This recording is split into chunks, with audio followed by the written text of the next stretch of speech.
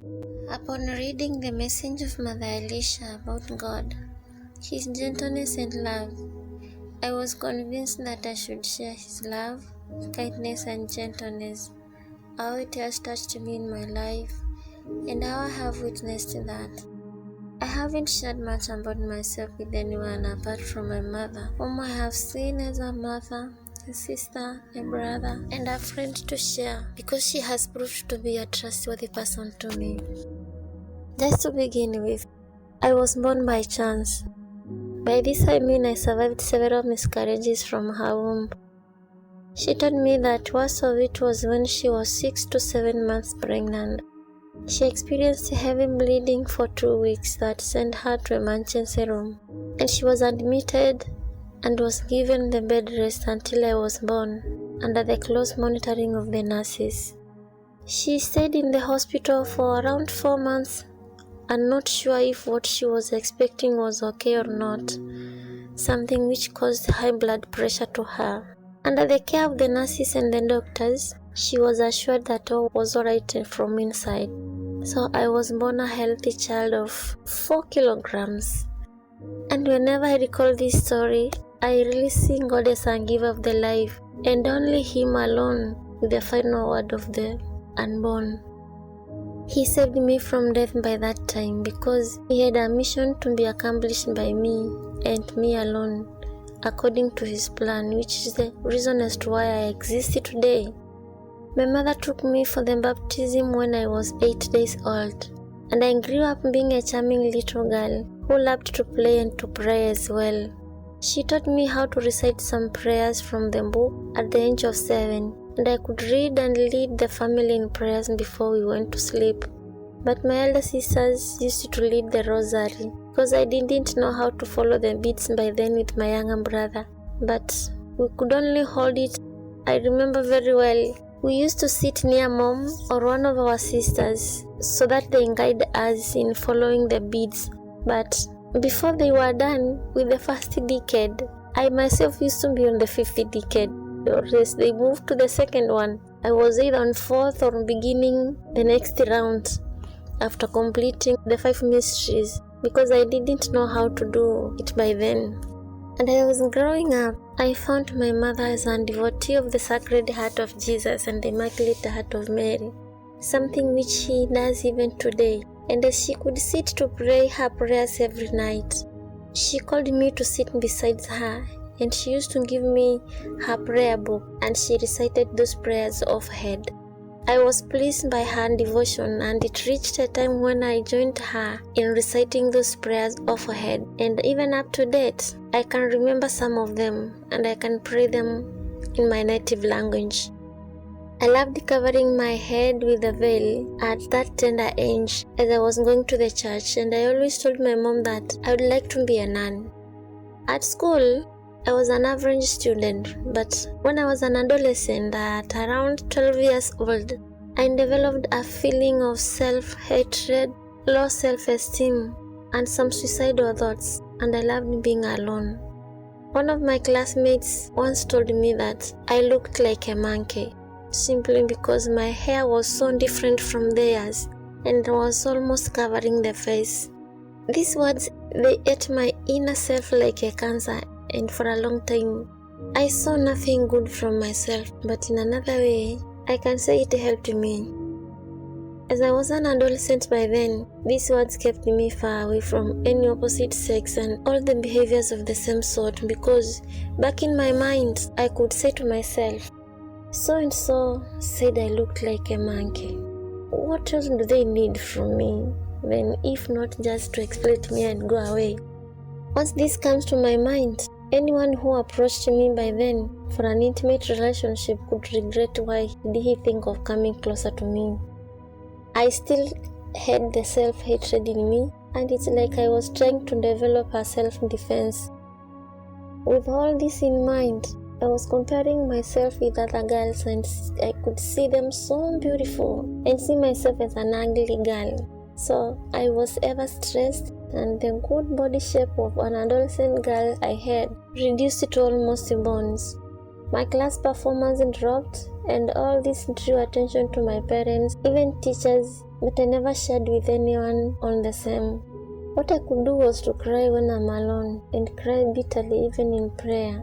I used to go outside and hide myself under a bush and cry passionately until my clothes were soaked into tears. But I was sure that everyone was looking for me at home, so I was sure I will be known I was crying because they will ask me why my clothes were wet, and I wasn't ready to tell why I was crying. So most of the time, I would hide one blouse or one dress to change before I go back home.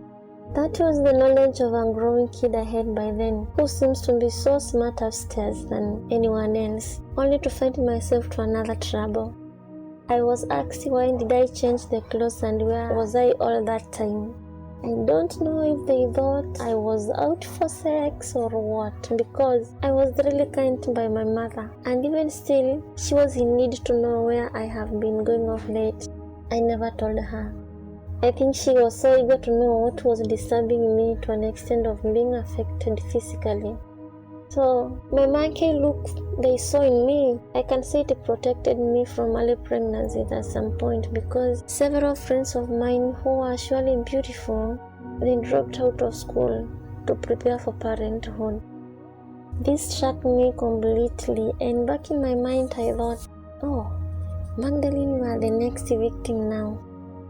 I could cry when alone, thinking the same people who impregnated my friends could come and force me into such relationship, or rather even rape me.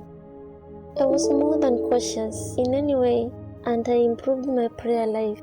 My thoughts were right, because I survived such attempts several times, the rape attempts, and I believed it was because of the prayers that I had begun out of fear.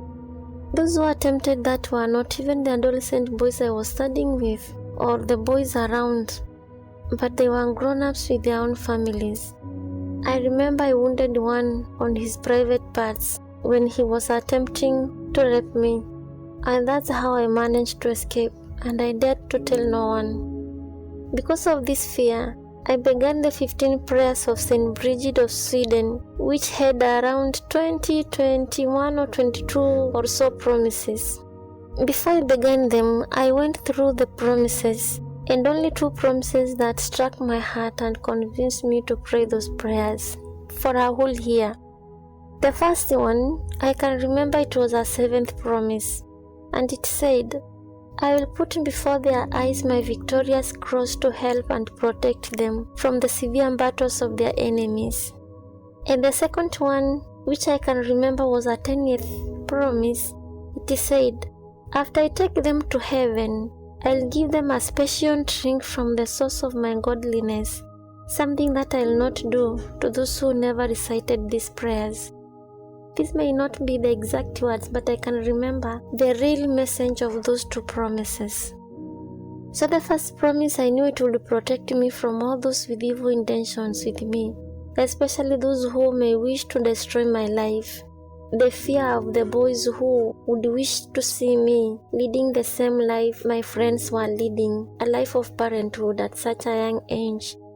And the second promise encouraged me to want to know of that special drink which Jesus had promised to give those who prayed these prayers. I even today remind Jesus of such a promise when in prayer. At this time, I remember I was preparing for my final exam in primary level, and my father had retired from his job, and due to the reasons I have given above, I didn't perform well. So I didn't secure a good high school chance to pursue my O-levels. My mother urged me to repeat the national exam for another year, so as to work hard and try to secure a better school for O-levels, something which I didn't object. When another academic year approached to the end, I sat for my national exam and I performed well and secured a good chance to a high school. My dad never embraced the idea of taking me to high school, as many African fathers always believed that only boys should be educated and have good life in future, and not girls. Upon hearing this, I took a novena of St. Jude, who is a patron saint of the impossibles, and upon finishing it like today, The following day, my sister, who is a religious, came and asked me to prepare for an admission to a high school the following morning. And this even today remains to be a miracle to me, and I promise St. Jude to help me in honoring him in my life for such a miracle.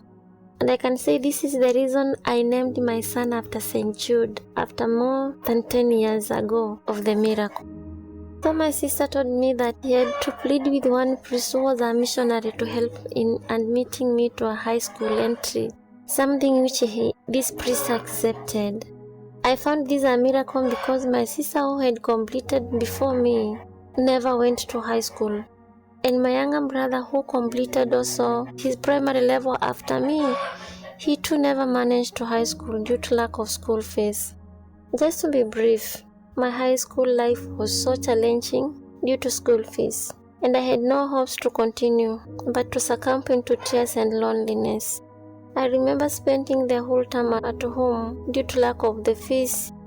I had to become used to such a life of being on and off of the school for 4 years of high school. Thank God I managed and passed with a good grade. But after completing my O-levels, I didn't know what next, and because I had learned some leadership qualities in high school, in some movements like Young Christian Students, where I served as a secretary of the movement in school, and in the diocese level, I still maintained the same position of secretary. And another movement, Legion of Mary, I also served as a secretary of the movement, but at a school level. So with this, I knew how to take the impossibles to God for guidance. So I chose to join convent, which I truly desired. That was after I finished my O-levels. And with this I mean, I want to live in a monastery and lead a monastic life as a cloistered nun. I can say God blessed me with a very beautiful hair which caused the name Monkey in my early years. And I think it was like this because when we were in primary level, we used to shave our hair, and my hair, when it was shaved, it used to grow with many curls, and it was falling to my face. But in high school, we were allowed to maintain hair, and so it grew to be so smart and so long. So I chose to shave it and go and join a monastery. When I shared my desires with my mother and my religious sister, my sister told me not to shave the hair and she would provide anything needed to maintain it. I grew up as a quiet girl who never argued back even when I should. So I decided to keep quiet and maintain the hair, but deep within me I wanted to shave all the beauty and proceed to the convent. My sister never liked the lifestyle of the cloistered nuns, and so she encouraged me to join the active sisters whose charism is to give different services to people, like being a nurse, a teacher, a clerk, like that. She therefore took me to different convents, including her convent.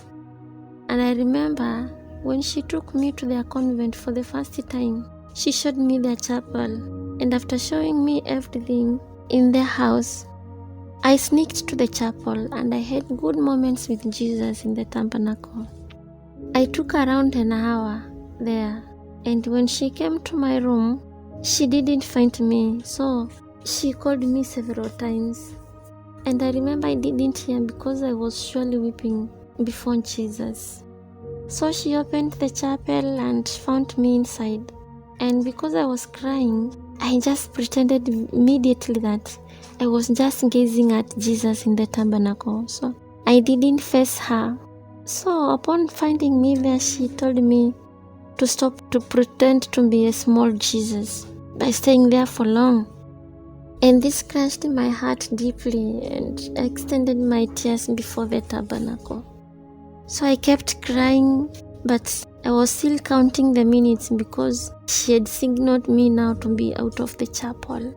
And from that moment, the desire of being an active sister left me, and I remained with my original desire of becoming a cloistered nun. So I was not convinced of their life at all. She also took me to other different convents, but the desire was crushed totally from the word go, because their convent was the first one she took me to stay there with them, to get to learn their way of life and prayer. But once she learned I was still under the influence of Carmelite sisters, she changed and became somehow aggressive, and things grew worse with time. I remained the same person who never argued anything back or responded to an aggressive statement. I listened to the weight of each word, digesting them and packing them one by one in my heart, and I could later look for a chance to isolate myself to cry. I even today have the same habit of not arguing any point with anyone. I choose to keep quiet and wait to ponder those words later. I remember one time she called to tell me that among all her siblings, I'm the only stupid, and she regretted why she contributed to my education. This was after taking me to live with her friends whom they worked together in a certain parish hospital, who abused me totally, including denying me food. I remember I was like a house help in their house because she used to live with her sister. I could cook, wash, and do every house chore there, but I could cook her food and not eat it. So the woman would just call my sister and lie to her many things about me, and my sister listened to her without asking me of anything. To cut the long story short, I can say I suffered a lot, and all that because I could wake up early in the morning and go for the mass, which was done to the sick in the chapel of the same hospital where they were working. And I mean I suffered so much that I cannot even withstand to tell you here. Only my God was my everything by then, and it reached a point when I decided to poison myself and die, than to see my sister and the friends doing all what they did to me. This was a sure plan I had, but it failed because I had gone for another convent for a week, and upon completing the seminar we had for Come and See program, I was going back to stay with the same woman and her sister, who never liked me at all. They were Protestants anyway, so they complained to my sister so much that I was waking up, go for mass, and not cooking tea for them by then. Yet I could go for mass and come back and find them asleep and proceed with other house chores. So I thought of poisoning myself before I reached to their house and die. What came to my mind was, if I die now, they may sue the convent over my death. So I had another plan, to go to their house, and after seeing me alive from the convent, I then poisoned myself there.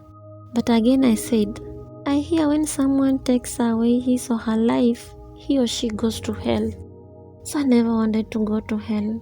And another thought came that I should tell my sister to return me back to my mother, or I will walk back home by myself. And if I were to walk back home, I would have taken almost a week or more than a week. My aim was to be killed by anything as I walk home at night, or exhaust myself and die. That was because I was not being given any food in the house, and I was used to that life of lacking. I depended on water, and I could not ask anyone for food on the way. All that was accompanied by the feelings of my childhood for having low self-esteem and loneliness, plus someone proving to me that I was looking like a monkey and not a human.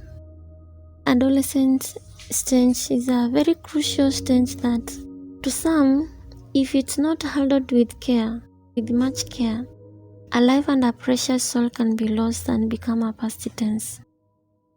I have witnessed the help of heaven not once or twice or thrice in my life when I was undergoing all this. God the Father still proved to me that He created me for a reason, and He still keeps on proving the same even today. I suffered pretty too much on my sister's hands, but I gave it all to God in tears. Cut the long story short, I lost hope with the religious life. Several Mother Superiors wrote me a letter to join their convents, but I was already frustrated. Some followed the direction I had given in the questionnaires they used to give to our home place and plead with me to join the convent. The only answer I could give them was, I need more time to make a mature decision before I join you in the convent. I never shared this with anyone else except my mother. And it took me another 3 years to discern the will of God for me in serving Him. When I went to a teaching college, I had in my mind that I should make a resolution of what I want to do or to be once I'm done with this career. It was so challenging, and I suffered from within so much, not knowing the will of God. I prayed to God to show me where He wants me to serve Him. But back in my mind, I still struggled to join a monastic life after the studies.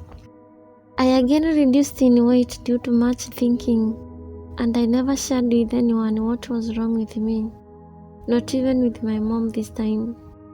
I came across these words when I was reading a certain book. Never choose to God what you want to be, but let Him choose for you. These words struck me with much weight because I never wished to lead a marriage life. But now I had to consider those words. It costed me so much to agree with them, but I just decided to let God choose what He wanted for me. So I was like, what if I choose a marriage life for me? I never wanted to have time to think of the answer of such a question. But when the situation seems to grow worse, I remember telling God that I was ready for His choice for me, whether a religious life to lead or marriage life. I came to realize that sometimes we prevent the blessing as the will of God in our lives. So after the college, I had to make my choice known after a deep fight with myself. I said to myself, I have prayed to lead a religious life. Why can't I pray about marriage life to see if God would answer that? I gathered the courage to ask God for a good husband. And I remember a few weeks after I was done with the college studies, my high school friend called me to inform me that her dad had passed away and she would like me to attend the burial. I surely hesitated, and back in my mind I knew I won't go. So I informed my mother about it, and since this friend of mine was well known to my family, that she even decided to lead a religious life of the Heartdwellers, I felt I should give her an excuse. The reason as to why I didn't want to go to her dad's burial was I studied in a very high altitude place, a very cold place indeed. And upon coming back home, I got some sunburns and I didn't look pretty good with them. I'm ever shy, and so I was not comfortable at all, even at home, meeting with some people. So I wanted to stay at home with my mom and dad, since by then we were only 3 of us at home.